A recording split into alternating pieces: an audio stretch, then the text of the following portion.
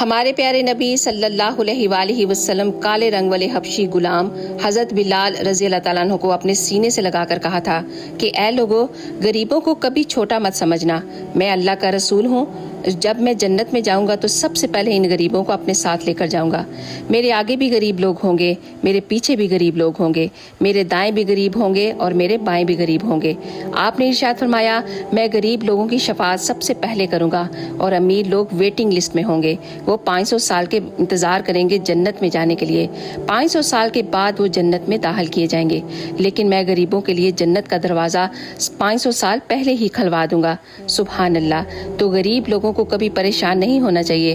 اگر کوئی کہے کہ آپ غریب ہو تو یہ سوچ کر بہت خوش ہو جانا کہ تمہارا رب اور تمہارا رسول تم سے بہت محبت کرتے ہیں، اور ان امیر زادوں سے کہنا کہ میرا بھی وہی رب ہے جو تیرا رب ہے، اس نے اگر تجھے دے کر آزمایا ہے تو